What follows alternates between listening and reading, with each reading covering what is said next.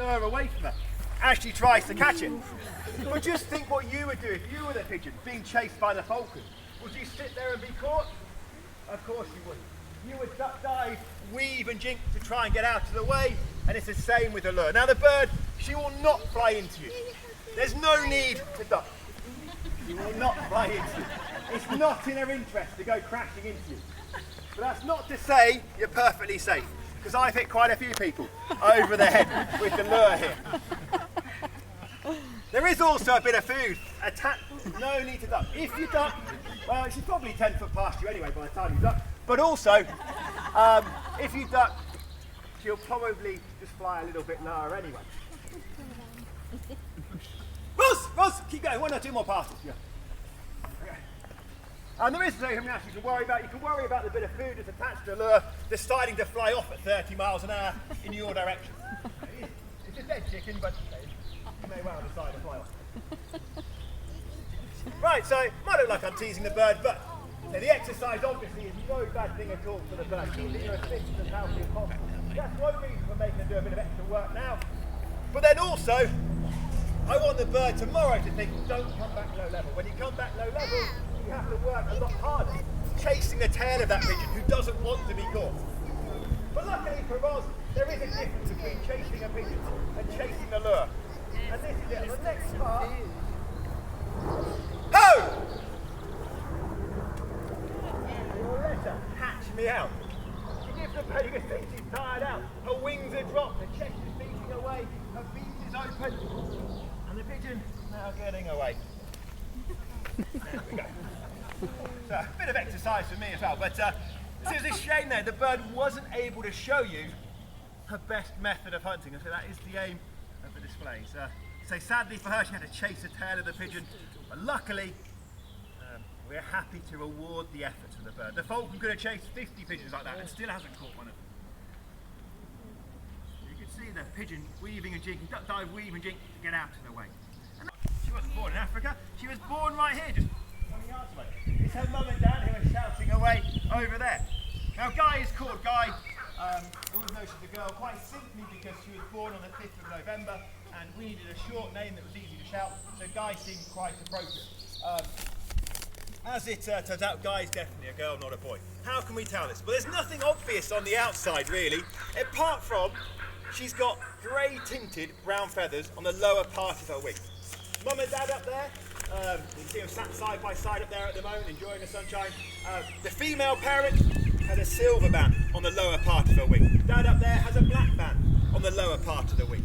So although she hasn't yet got the stunning adult colours that Mum and Dad have up there, she is already sort of getting the feathers starting to change towards being an adult. It will take us till she's 6 or 7 years of age to really look like her mum. So the black bird, bright red faces.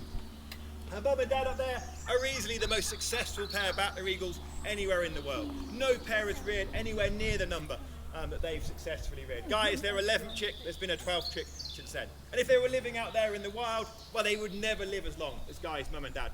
Guy's dad, he's 42, 43 years of age now. Guy's mum's a bit younger, she's in sort of her early 30s. In the wild, that just would never happen. In fact, in the wild, only 1 in 10 Bateleur Eagles gets to become an adult at 7 years of age. Much easier to flap short wings. So you can see what she's trying to do, soar and glide. She's designed very short tail, great big wings for catching air currents underneath her, but a very short tail. Most birds have quite a big tail. It's their air 20 wing beats to get as high in the sky as possible. Then you lock your wings out and you start to sail around. Do a couple more flaps there, keep the momentum going. But she's done something very sensible there. Miles in a day. These Bateleur Eagles have been recorded doing over 200 miles in a day while they desperately search the savannah, hoping to spot a nice meal underneath. Obviously, if they find a dead rabbit in their first 200 yards, they're going to eat it and that'll be it for the day. But if they is a ghost owl, and we do have a wild barn owl who comes and goes from the barn there, and roughly 7 o'clock in the evening you may see him caught in the rough grasslands just around the car park there, and so it's quite nice to see them coming and going. And quite a successful bird, a barn owl. You find them in Africa, and of course out there a little bit darker in colour, and they're just that little bit bigger. So most of their time is spent living So off she goes. So it is a silent flight with the barn owl. Same with all owls really. They have many, many loose fluffy feathers with a serrated edge to some of those feathers, which muffles the sound of their flight. If you hunt by sound, you need a silent flight to call to the rough grassman. And so these guys have a round facial dish, which acts like a satellite dish. And that helps them to pick out sound of a vole munching on food. And their ears are just holes in the side of their heads. And their ears are a little bit offset to one another. One ear is slightly bigger, higher, and more forward than the other one. And so if you're somebody like Gracie, you should be able to hear a mouse's heartbeat, if you believe it. And so once she heads out there and hears a mouse's heartbeat, or a mouse munching on food, or a mouse talking to its friends or neighbours, a beautiful barn owl may start to hover above it, waiting for the right moment to pounce down onto it. But it's only recently Gracie's been getting the idea, fly away, then a nice man will feed you a bit of chicken. There she comes there. Oh, you nearly overshot there, Gracie. So you see how beautiful the barn owl is. And we know Gracie is a girl because she has a few white flecks on the lower part of her chest. If Gracie was a boy, there'd be no black flecks on the lower part of the chest. So we used to fly a male barn owl named Jones Southey last year. He passed to simulate a vole down on the ground. I don't know if you guys brought a guidebook, but there's a lovely photograph of old Joe on the back of the guidebook, hovering away above my head against the blue sky. And so when Gracie gets the idea of hovering away above my head, maybe it'll be Gracie's photograph on the back of the guidebook. So because she went just that little bit further, I want to reward Gracie a nice bit of chicken. So here she comes. There we go. So she will fly quite close to you. Hang on a second. And so off she goes.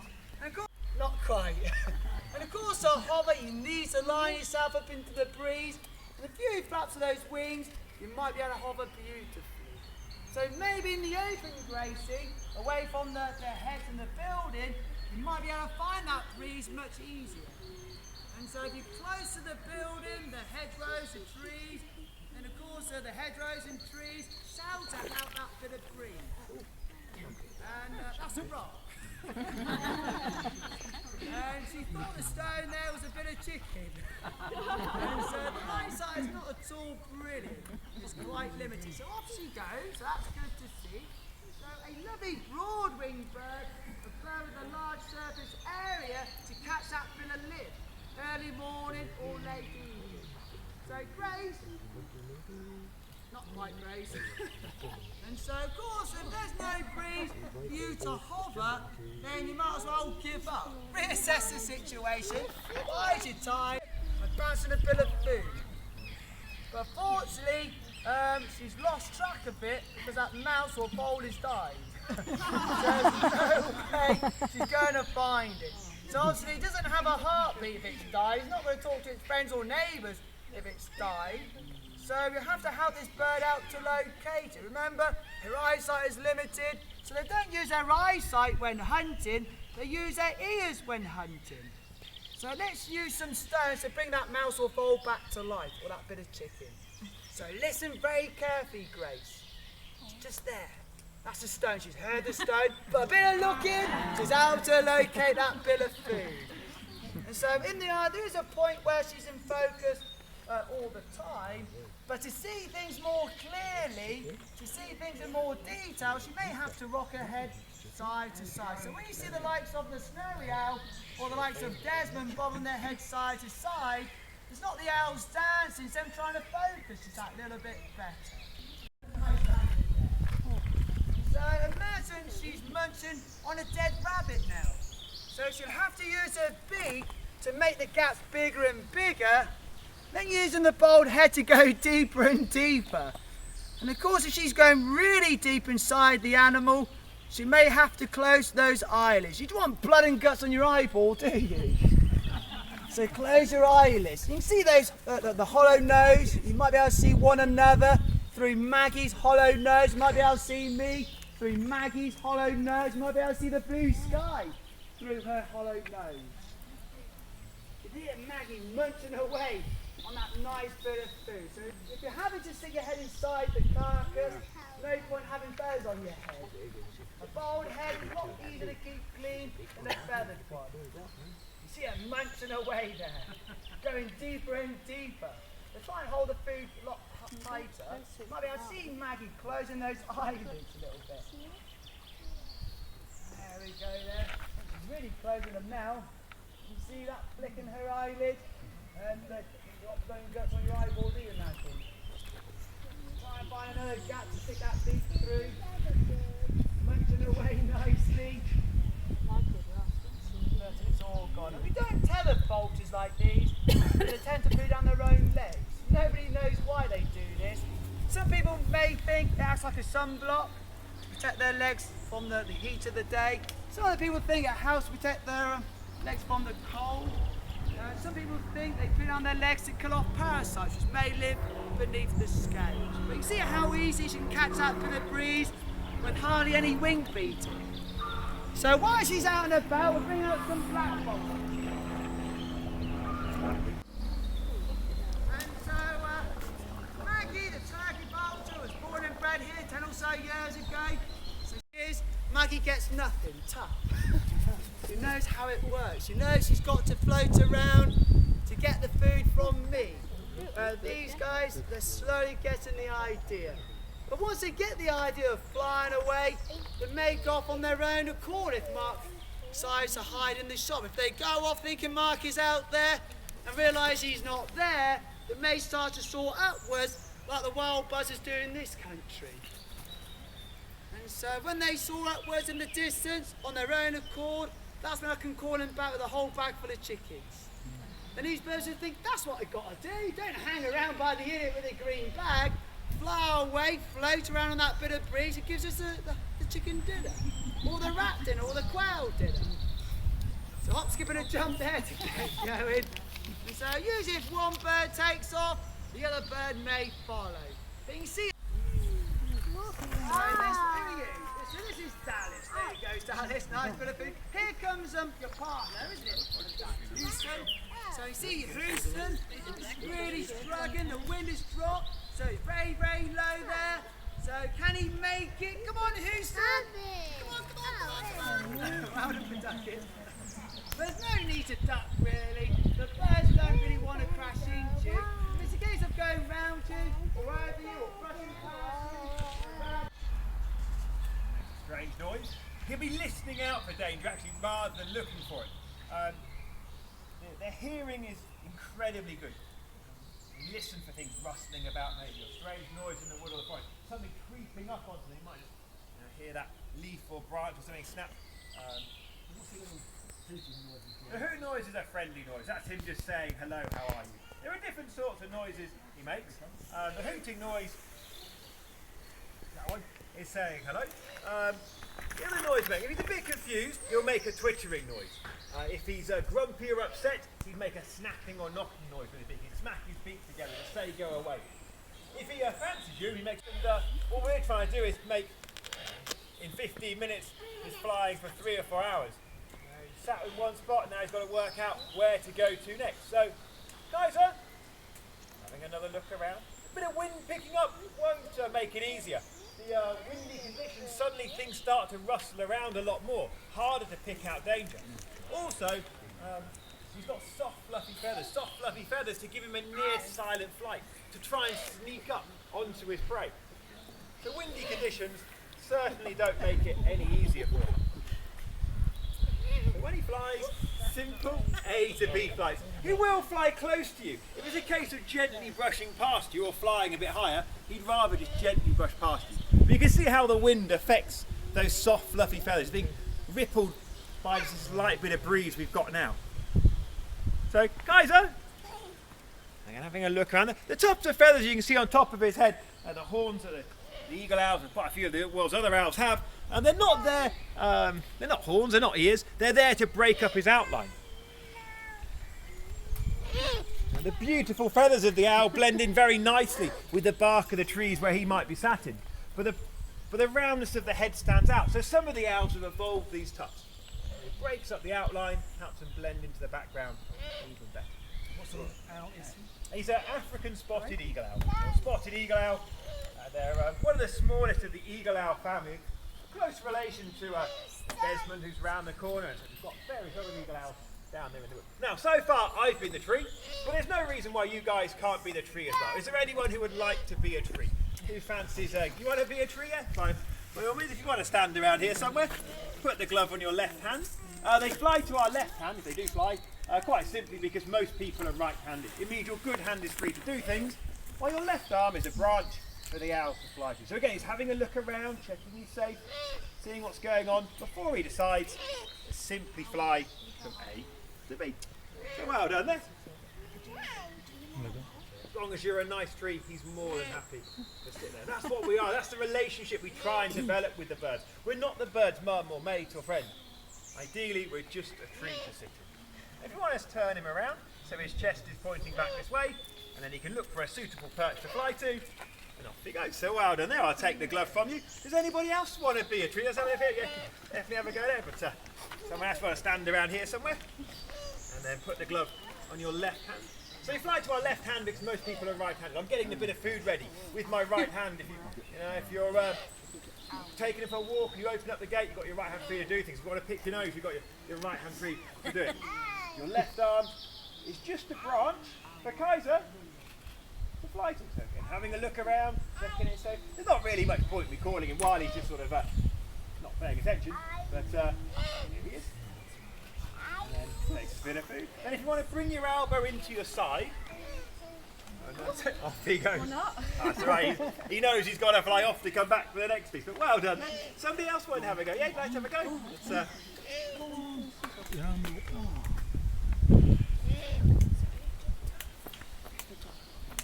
Alright, so put the glove on your left hand. So he flies to our left hand, because most people are right-handed. He'll fly to the back of the hand, quite simply because it means once he's landed, he'll then be facing towards you, and much more importantly, his tail end will be pointing away from you. I hope that's pretty obvious why that would be a good thing. You don't want the tail end pointing towards you. There we go. Well then, I'll take the glove from you and anyone else would like to be a tree as well? You can all be trees if you want to be. So. There we go. So if you want to stand around here, and I'll come around this side of you. And if you hold your arm towards me, that's it. So the back of the hand is pointing towards the bird. And you have a look around. Have a listen to different things going on. Check he's safe. He's very at home on the ground. In the grasslands, desert areas, there might not be suitable places actually to sit up off the ground. They even roost and nest on the ground as well.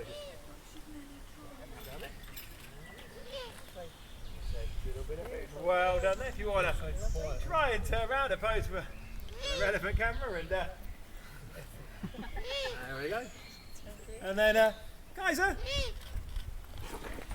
If you duck out of the way you won't get such a good photograph, but there we go. You can swoop down. You can see he's looking a bit scruffy at this time of year. A lot of our birds look scruffiest at this time of year. It's when they're molting, replacing their old feathers with new ones. Over the summer months, all his feathers will change and he'll get a completely new set. You want to have a go as well? So you want to stand just around here. When we close for the winter, the birds look perfect. In the wild, that's when you've got to be in your best condition. I can hold your arm out like a branch. Keiser? Yep, we're over here now. You jump up here. Ready? 5, 4, 3, 2, 1. Got in. Keiser. Well, if that doesn't help, you've got to make your way through this wood. Try and find a good spot to do your hunting. And then, Keiser. So, series of simple A to B flights, quietly making his way through a slightly wooded bit of area. I mean, I give him a bit of food now and again. He doesn't have a bit of food every time he lands. Obviously, in the wild, he wouldn't get a bit of food on every branch he lands on. But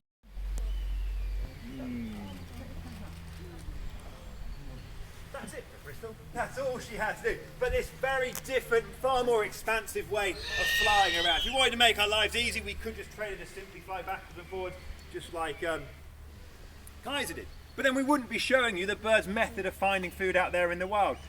You know, Keiser sat on the tree stump waiting for the mouse to walk by. In the Arctic tundra, you can't sit in trees waiting for mice to walk by. there are no trees to sit in, or no trees worth sitting in, and also there isn't that abundance of food where you can, or maybe there is for just a month or two, there's a lot of voles and lemmings about, but for much of the year, you can't just sit there waiting for things to walk up to you. You've got to get out there and go and find it. So that's what Crystal did. She made the effort to fly away. There'd been a little bit more breeze out there today, and she got just a little bit higher. We could have left her out there a lot longer. But for today, we'll reward her. Lots of crows moving around up there, going off to search for some food maybe. Does anyone want the stomach? I'll leave that bit for the vulture maybe later on. Crystal is 5 or 6 years of age. She was born here. Her mum and dad used to live in one of our apiaries. You can tell she's a female snowy owl because she's white with lots of black spots. It's only the male snowy owls that go almost entirely white. So well done, Crystal. Almost perfect there, given the conditions. You did a very nice job of flying away. So that. You go back. That's the aim with the bird. The bird's aim is to get things over and done with as quickly as possible, so she can go back. An Aplomado Falcon, and a bird found in South and Central America. In Mexico, they're quite a rare falcon, so people are trying to help them out by reintroducing them back out there into Mexico. So quite a stunning bird, the Aplomado Falcon. The word Aplomado again describes that beautiful colour on the bird's back. It's a Spanish word for lead colour. And larger falcons tend to go off and speck out, then dive down at speed, using their short stumpy legs to punch the pigeons out the sky or the ducks into the ground. Where these guys, they have quite a large tail, twisting and turning, long skinny legs to reach forward, so more of an ambush hunter. And so in the wild, they may just sit it out in the tops of these trees, biding their time, waiting for a dove to land beneath them. And with the quick chasing style of flight, you might be able to do enough to force that dove to make a mistake. So it's more about an ambush hunter. But if you want to hunt small mammals, sit somewhere low to the ground like you're doing at the moment. If you want to hunt birds, get yourself somewhere just out a little bit higher. And he has chased many birds in the past, jays, jackdaws, robins, blue tits, ravens. That was the biggest mistake of his life. Ravens are big, powerful birds. And about 4 or 5 weeks ago now, he did give chase at a bat. And there's a bat flying across the sky, and Rio saw that bat like a bag of sweets. So little Rio was twisting and turning, trying to match every move the bat was making, but the bat was far too quick, far too agile. And this is where Rio gave up and sat down. And, but every day he catches the lure. So we can use the lure today to simulate a bird flying along or a dove. So what do you reckon, Rio? Can you give it a bit of a go? So I hope I can show this one twisting and turning, low level. It gives you an idea what little Rio is all about.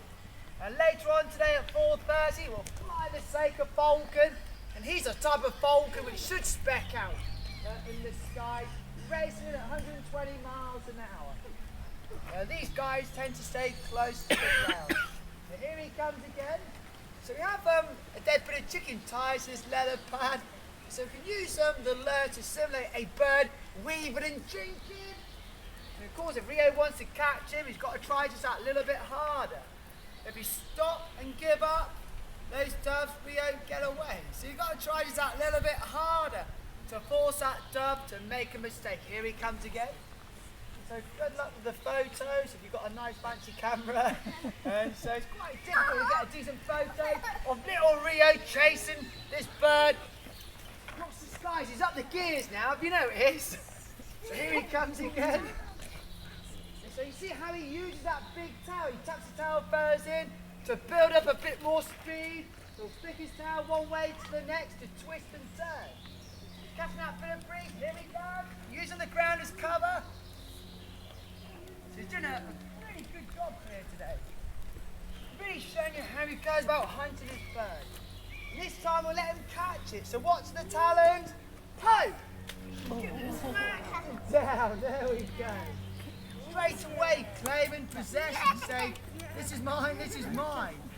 You guys find your own damn chicken dinner. So they may use the wings and tail to state that's their. Better find the other bit. Oh, he's done it.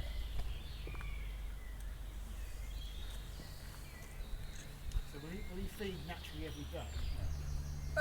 All depends. He mainly hunts quite small things, you know, blackbird-sized birds, dove-sized birds, and so obviously in the wild you've got to worry about other predators. So it may take a bit of time to put the feathers off. It may take a bit of time to find the meaty bits, the juicy bits. And I've lost my glove. There it is. And so by the time you've done all that, another predator might have come along and robbed you. 15 ounces. And so as a breeding pair, if they're working together, the males do the flushing, the females may do the catching. And of course, by having a different size to one another, you're not in competition with one another. The males can a red tail, what Mark is saying. And but quite an old bird now, this one. On average, 80% of these buzzer types don't make it past his second birthday, so it could have been 26 years old, so it's quite an old girl. And so in the wild you have to worry about competition with your own species. And so there's a few ways of these types of birds finding food. One way is to soar up high in the sky, like the common buzzers do in this country. And of course, if you're soaring up high in the sky, you get a better view of things. You might be able to find a rabbit or something in the field somewhere. All the other way, sit in a tree, wait for that rabbit to move just a little bit further away from its hedge or bush, and then swoop out of the tree. And hopefully.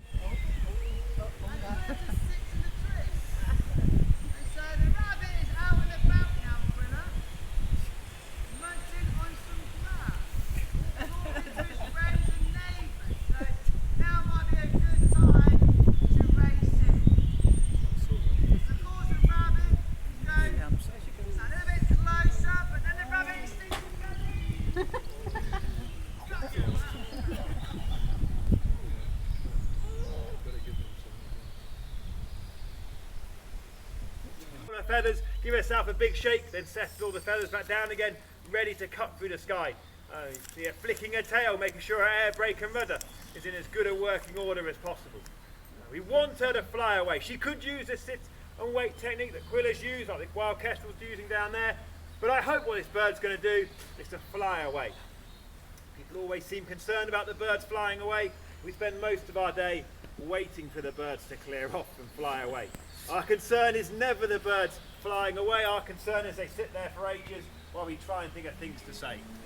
There she's had the rouse there. Puffed up all her feathers, gives herself a big shake. When you rouse yourself in the morning, it's an old falconry term. It describes a bird of prey getting ready to do some flying. By having that shake of the feathers, she's now settled all her feathers back down again, hopefully to be in as good a position as possible, ready to cut through the sky. The flicking of her tail is making sure her air brake and rudder is in as good a working order as possible. Hopefully that will become very important in 5-10 minutes time. At the moment though, before she takes off, she's having a good look around her. Sensible pre-flight checks to do. Go through whatever you need to do with your feathers, but then also look around and work out where is the best place to fly around. Don't just frantically fly out there hoping it's going to work out. Look to see where the air currents are moving nicely. Now she can't see the wind and she can't see the thermals, just like we can't see the air moving. But you can look to see how the air currents are affecting other things. You can see the trees swaying in the breeze over there, so can she. But she can also watch the insects floating about above those trees to see how the air is moving. She wants air that's going to carry her upwards. Birds of prey, as you've realised by now, are pretty rubbish at flying. The first owl, Keiser, just did simple A to B flights, quietly going from tree to tree. The snowy owl is one of the better of the birds of prey at flying, and was able to fly off some distance, but then she's tried to float around as far as she could.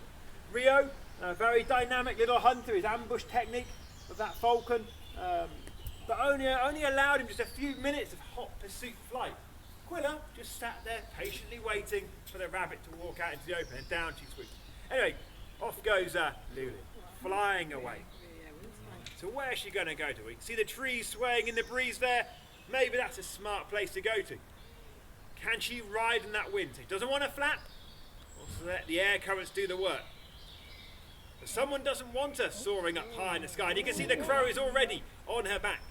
The crow's like eating dead rabbits, just like the eagle or the buzzard might want to search for a dead rabbit. So what the crow's done there is forced Lulu to give up. And the crow has done its job there, preventing the eagle from flying away.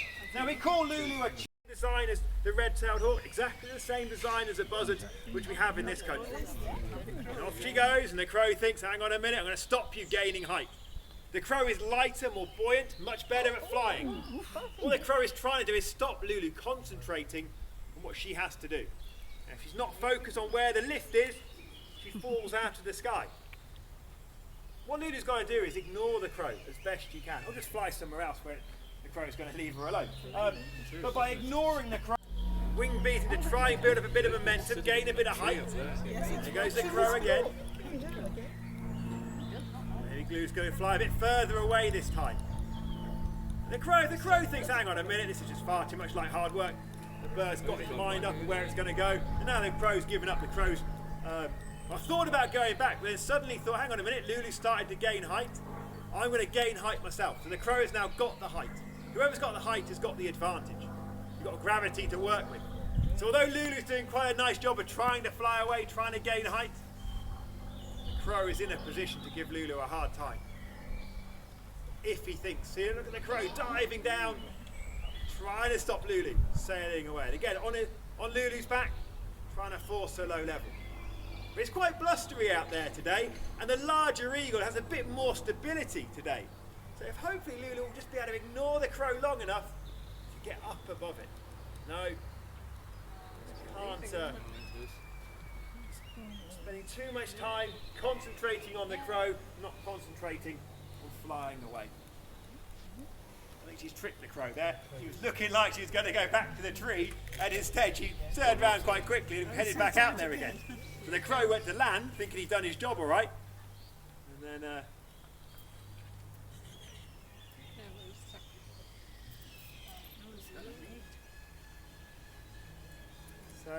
it's just not working out. Whenever you fly in that direction, Lulu, the crow gets on your back.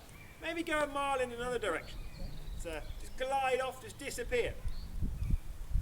What she's worried about though is not being able to gain the height. She can't keep wing beating like this. The more wing beating she does, the quicker she gets tired out. And she can only flap for just a few hundred yards at a time.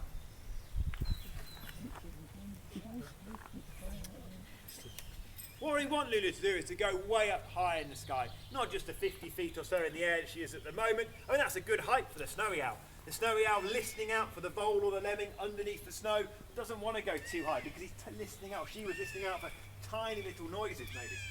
I'm trying to eventually find a bit of clear sky to fly away. And as she floated overhead, she spotted the guinea pig who wasn't paying attention, and down she swoops. You could hear that whoosh of air. So that was from 150 feet. She can fall from 1,500 feet. It takes her less than 7 seconds to get back down here. If you want to see why I wasn't very impressed with that, have a look on our Facebook page. There's a 7-second video of Lulu falling to Chris from 1,500 feet. So she's from floating around at 20 miles an hour up there to landing very, very gently down on the glove hook. She didn't land today just because she just couldn't face into the wind as she flew past. But there we go, a very good idea of what she could do, but say I'd much rather show you her doing that from a far greater height. When she falls from a good height, the sort of speed she's reaching, well, we try and do 450 metres in 7 seconds. 1,500 feet in 7 seconds. It's really quick. Try doing it in your car.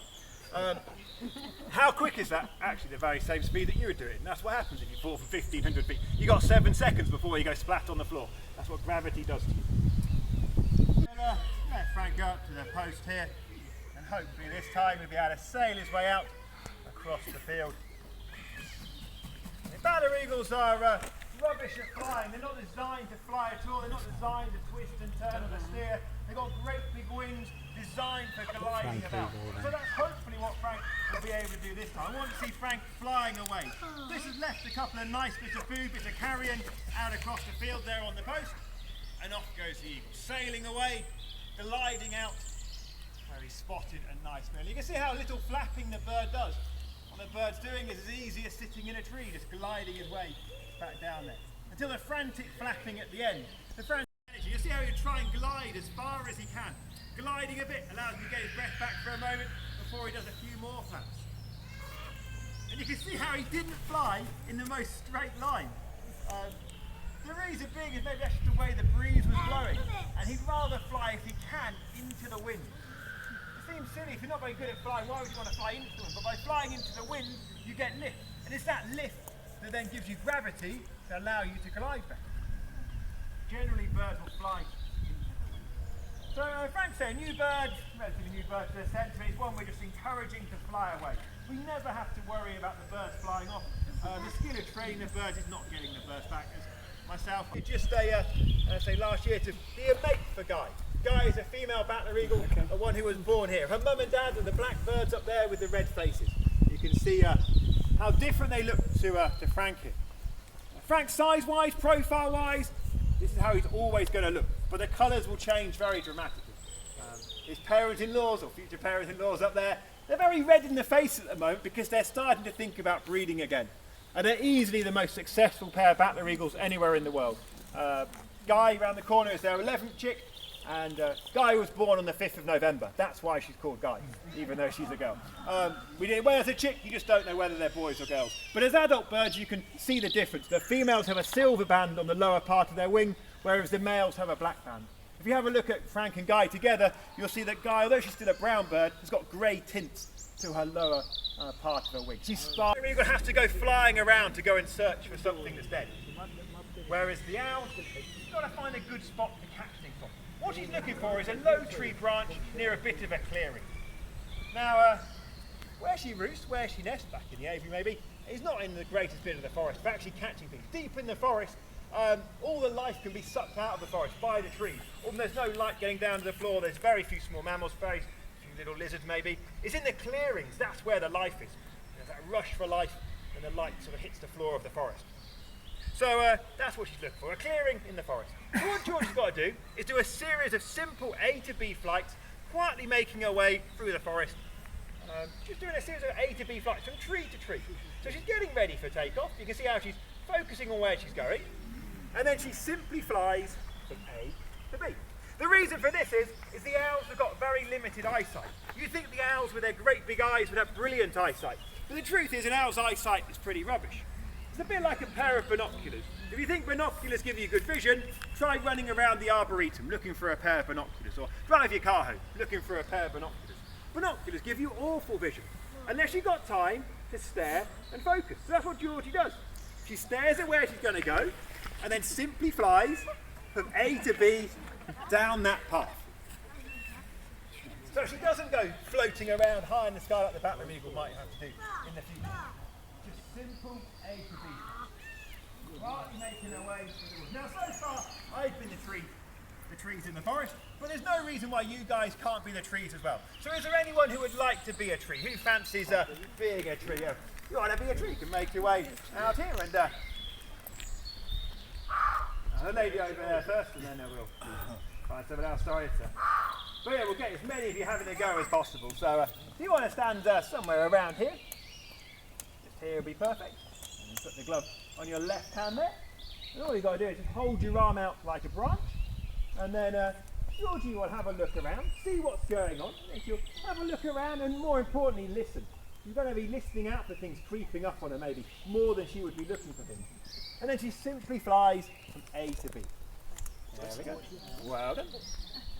There she goes. Have a look around. Once she's sat there, so she's quite happy just to sit there. It's the idea when you're holding the birds to be as nice a tree as possible. You're not the bird's mate or mum or friend. It's not the relationship you try and develop with the bird. It's one where we're a good tree. Now, you're a nice branch to sit on. She's more than happy to sit there. But then she then needs to move on and find another tree. So make her way. So well done. Now I'll take the glove from you and somebody else might have a go. You might have a go, didn't you? So, swap around.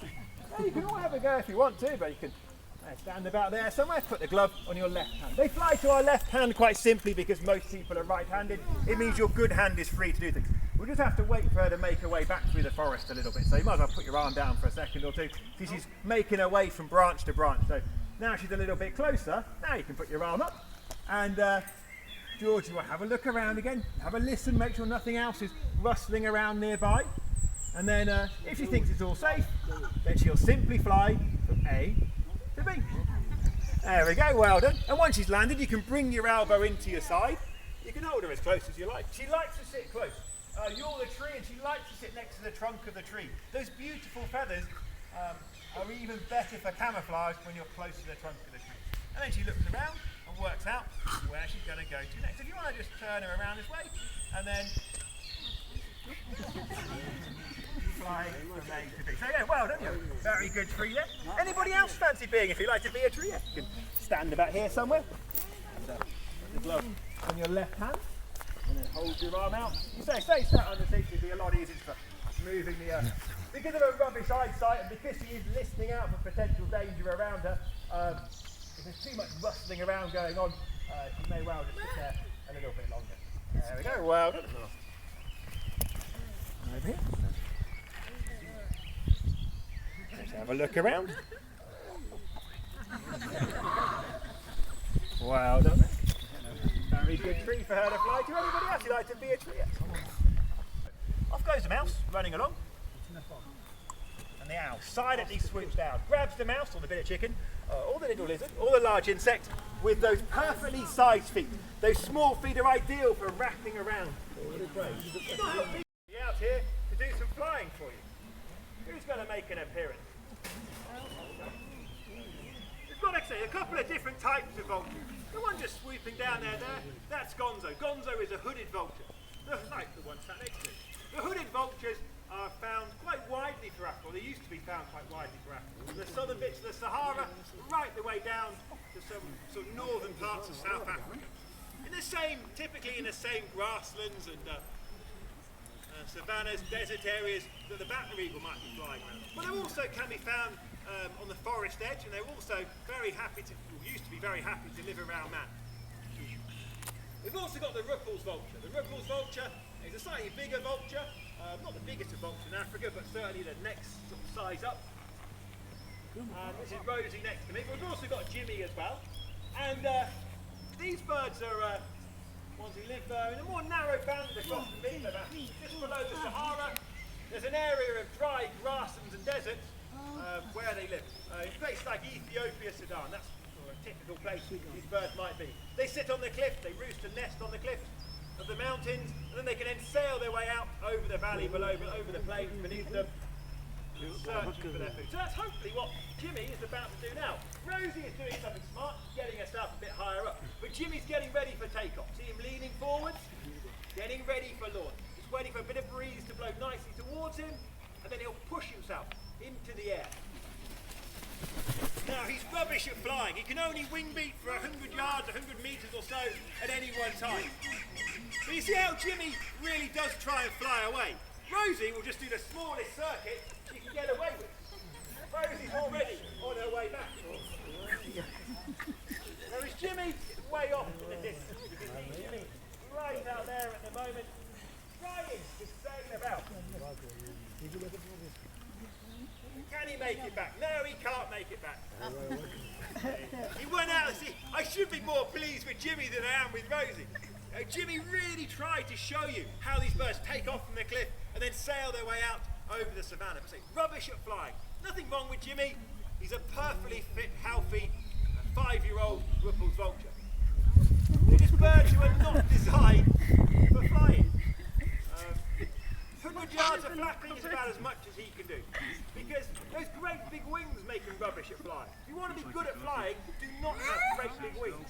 The bigger your wings are, the harder it is to flap them up and down. Something else that would make him better at flying is to have more muscle, so he can pump his great big wings. But the problem with having more muscle is, you're then so heavy, you're not so buoyant, you're not so good at floating around. So birds of prey are not, especially these vultures, are not designed to fly. They're designed to soar and glide. And off goes Rosie. Give it a go. And quite smartly, just doing the smallest circuit you can get away with.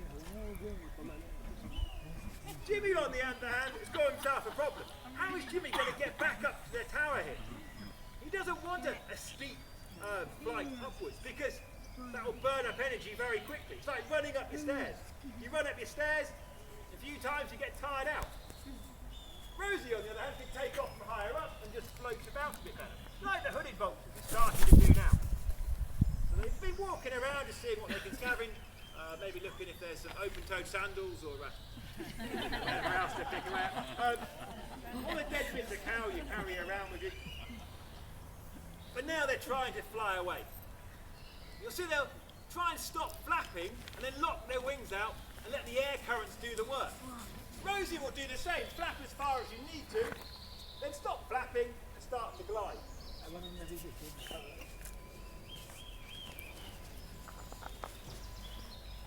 Again, Rosie, making himself lighter, making himself a little bit more buoyant. The lighter you are, the easier it is to float away. Those few grams could make the difference between being back up here or landing on the floor again. So you can see how he's leaning forwards, he's watching the hooded vultures, seeing how they're getting on. He's looking to see how the trees are swaying in the breeze. He's just waiting for that little bit of wind to blow towards him. He doesn't want to fly steeply upwards. What you'll see him doing is actually flying on the flat, building up momentum. He might even run down the field to build up the momentum to then gain height. Once you've got the speed up, it's a lot easier to gain height.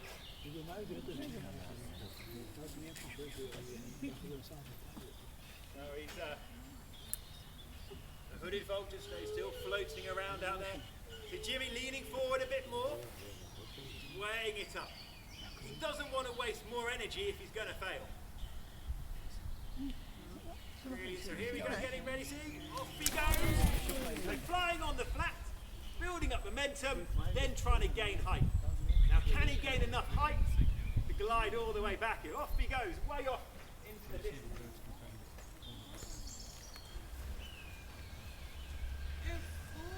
Keep going, Jimmy!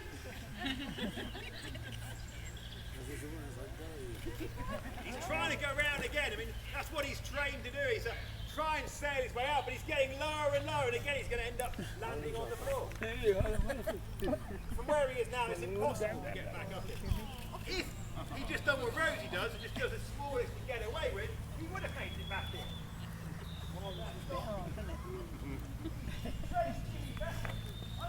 I'm really pleased to see the effort that Jimmy is trying to put in there. Jimmy is trying to do the job for him. Flying well, that's frustrating with Rosie.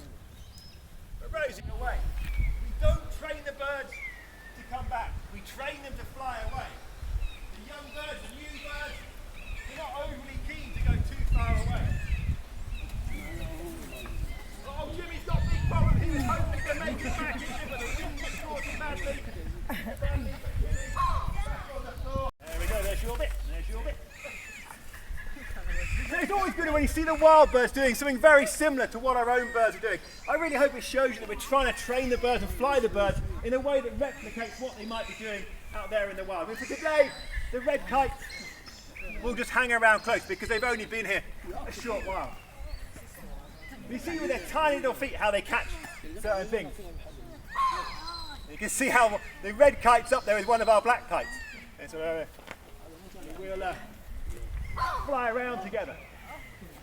There's the red kite. You can see the red kite's got a slightly bigger fork in its tail, slightly larger bird than the black kite or yellow-bill kite.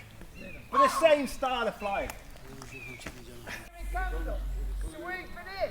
The pigeon's sitting at the last moment, so the pigeon now, you've got to try his best to outfly Luke. And the Luke has got to try his best to force his pigeon to make a mistake. There's no need to duck. And if you worry about it, you want to be where I am. Especially on a windy day where you might be able to do this at speeds of 80 miles an hour. Today he's only doing 30, 40 miles an hour. Just worry about my lure swinging, mind you. And worry about the chicken falling off. Here he comes again, using the ground as cover. And so you see how quick he can twist and turn. And so Seika's a bit different to peregrine falcons. Peregrines have short, stubby tails to race in very quickly, harder feathers to race in at very great speeds. Where Luke has softer feathers. He has quite a big tail to twist and turn low above the ground. But peregrines are rubbish at this sort of flying. Right, Luke, we'll let you catch it, so watch the talons. Got it. And down, there we go. Oh, that was tough, wasn't it? And so, obviously, if you're having to low-level chase, aim for something smaller than yourself. And if you're low-level chasing a pigeon, and he's done all that flying, you're going to have a job to kill that pigeon once you're locked onto it. So if you're having to low-level chase somebody, go for something small. And once you lock onto them, you never power them very quickly. Try things up there, Luke. So I didn't really want Luke chasing that low level.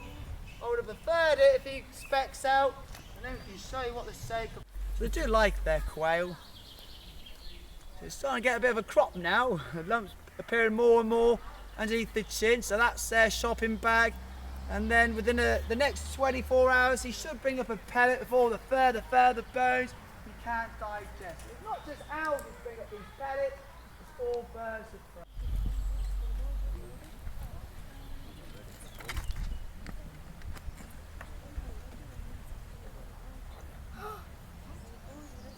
Ready?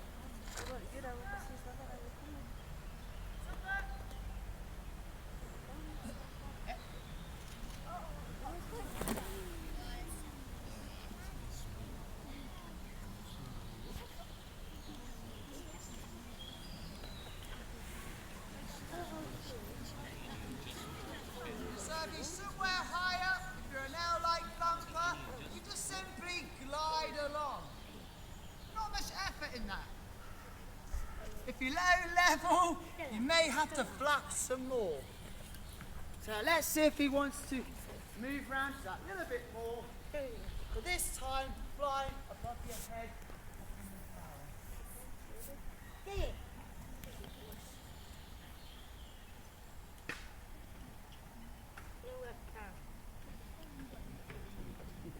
Here he comes. Keep nice and still. Trust him. Don't move. There we go. Did you see that? Oh, there. So you see, it's quite a large owl. And It bite me. the eagles, which live in Siberia, are much bigger. But Thumper is quite large enough, I think. And so he's got great big feet to catch his prey, and great big feet to see off rivals. They're ground nesting birds, so they can use their feet to tell a fox off. If one comes in, just have a little bit too slow. Why? And so what else can he do? Well, he may have to hop from tree to tree, branch to branch, making sure there's no rivals moving in.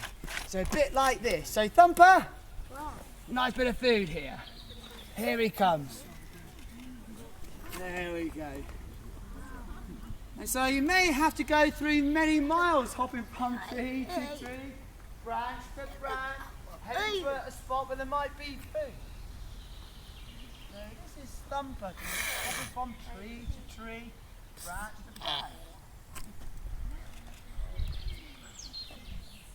See how big those hands are? You wouldn't want to shake hands with him, would you? Yeah. Very sharp, line through the jaw. Here, So owl. over here, don't do me. Morning. And some owls are called great horn-headed legs. Male burrowing owls have quite bare legs. So having a good look round, making sure there's no other predators, and also move about a little bit to find food, shaking the feathers out. And so the fox represents Flint's burrow and a place of safety. So if there's a bird she's not too sure about, or if she thinks there's a predator somewhere, she may quickly just hide in her box, which is her burrow. And so this one in the wild, out in South and Central America, may hop from fence post to fence post and bush to bush and head into a spot where there might be food. So they can't really do crazy long flights, so A to B flights which they use. But this bird, obviously being smaller, lighter, more nimble, can use these quick dashing style of flights to catch something. As you're seeing at the moment. Last summer she tried to land on the Bateleur to catch a butterfly. It didn't quite work out. So it will hunt insects and things on the wing. Right, who wants to be the first fence post? Do you want to be a fence post? Go on, Danny. No. Why not? Do you want to have a bit? Do you want to be a fence post? Do you want to hold it?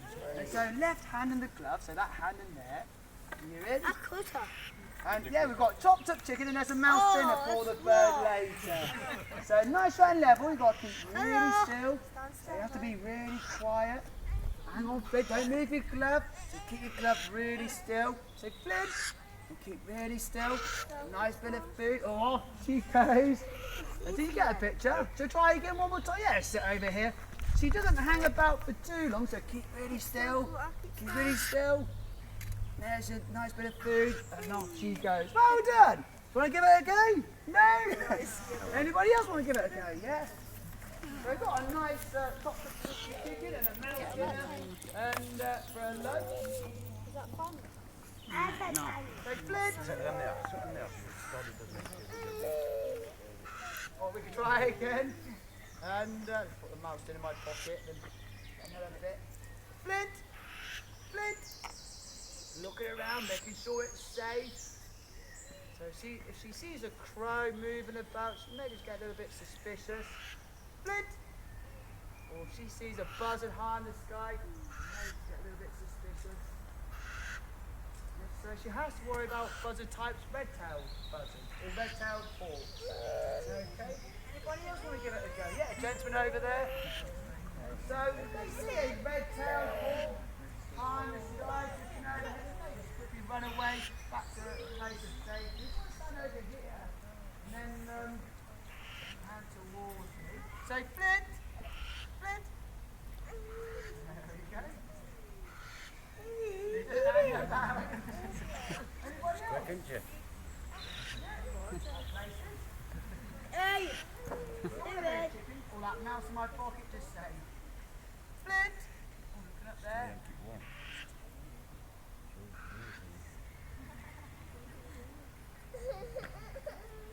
She's got it stuck on her beak, so she's going to sort it out and look around. Anybody else want to get it? Lady over there, another lady there. Left under the glove. You want to stand over here a little bit? Is that too close for the camera? Or? Oh, yes! Hang on, Flint. And, where's the camera? You ready? Flint! Flint! Did you get it? Okay. Anybody else want a lady that's sorry, there's somebody over there, so I must go back that way in a second. I think there's a bit of food on your glove already, so if I there we go. Don't waste anything. So Flint! Flint! So again she's got to use the whiskers to feel around for food in the tweezers or back in the burrow. That's a great big walk, isn't it? The one flying overhead. The lady there. Stay there.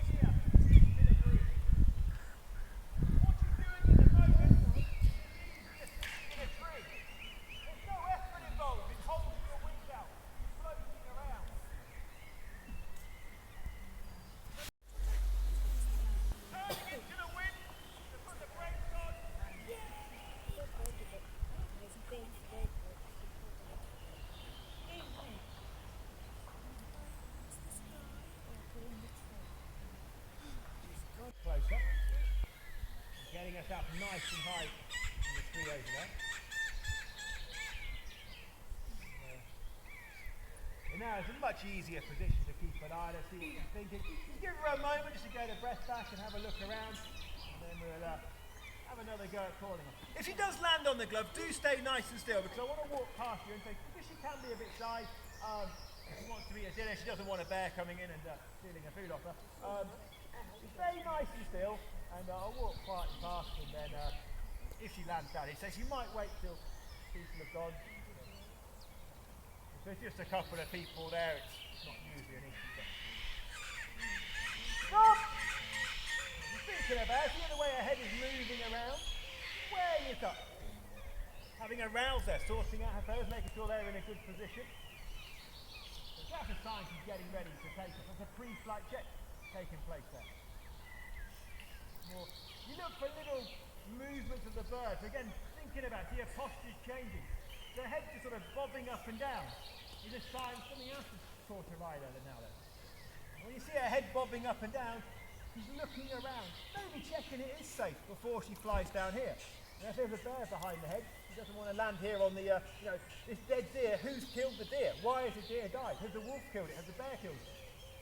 It's something that they will look out for. Just check it's all safe. So the head movement, looking around, a good indication the bird is thinking about flying. Other things you might look for is the bird getting rid of excess weight. You see a bird going to the toilet, that's a good sign they're making themselves lighter, more buoyant, ready to do some flying. You see a little tiny movement of her head there? She's weighing it up. Thinking about it and doing it though can be two completely different things. It's there's no guarantee she will fly, but she's walking out. I've given her the opportunity a few times there to see if she is brave enough to take advantage of the opportunity. Because she's just sat there, as she's come a bit closer, I'm now going to walk away just for a moment. Walking away for a moment hopefully makes a bird think, hang on a minute, I just sat here and the idiot's walked off. Maybe I should have taken advantage of the opportunity when it presented itself. That's what I'm hoping she'll think. The reality is, I think she'll wait. There's a few less people. But I will so walk away just for a moment or two. If I was flying her just for myself, I would give it maybe a bigger break, maybe 5-10 minutes between flying her. But I have to appreciate you sitting there waiting for her to come back. So at least make it look like I'm trying to get her back. I will give her another call over here. Rob! Thinking about it, again, her head's moving a little bit. And then she's got to turn round to face me. Now she's quite shy, so she thought about it for a moment there and thought, no, I'm not quite sure at the minute. So, you've all had your dinner, haven't you? You're not a hungry bear. It can't. I mean, this is the reason why she's the last bird of the display. If something does worry her, I'm not going to, and she thinks I just don't fancy it at the moment, I'm not going to climb the tree to get her back out. She can be the last bird of the day, she can be the first bird of tomorrow. Obviously, if she was the first bird of the day and she messes about, we can't fly anybody else. But by being the last bird of the day, she wants to stay out there, no problem at all. She doesn't need the food that I'm going to give her. I mean, she's a fit, healthy bird. Her weight, in the wild, golden eagles would never fly every day. You find a good meal one day, you then don't bother flying for 2 or 3 days. Maybe even a week if the weather's rubbish. If the weather in the mountains where you live is a blizzard or all foggy and things, you can't go searching for food. And this might happen over a period of days with really wet weather. You can't go out finding food. Golden eagles can easily go a week without feeding out there in the wild. There was a case of a golden eagle in a zoo which was actually went 6 weeks without feeding and was quite healthy and happy at the end of it when it started feeding again. So, because they can afford to sit around and do nothing, they have got a great ability to conserve energy. I'm trying to see if I can see her in the tree so I can judge whether it's a good angle to call her. What I might do to make life easier for myself. See, where she is now is in a good position in many ways, but the problem is it's a real steep fall down here, which you might not be able to do. But I'll give her a call. She's bobbing her head up and down again.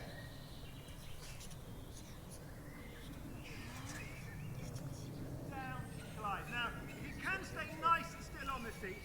I will try and walk quietly around you. She can be a little bit shy, so hopefully I can do this. I'll work out which is the best route to take. She munches away on her quail. But I will, as I walk past, thank you for sitting there. I really hope you've enjoyed seeing the different birds flying around. Hope you enjoyed. Right, Rob, walk down this way. I know that I should have organised people a bit better, but people can sit where they like, whereas you've got to find a good path to walk around. So, well, as I walk quietly past them, just sort of thank you for sitting there patiently. I really hope you've enjoyed seeing the different birds flying around. Thank you for helping Chris fly the owl. I hope you enjoyed seeing Thumper doing his bit, the Falcon doing his bit. Other birds who have flown during the day, I really enjoyed myself flying the Vultures and Kites today. If you want to have a last look around, by all means follow the path around, have a last look around.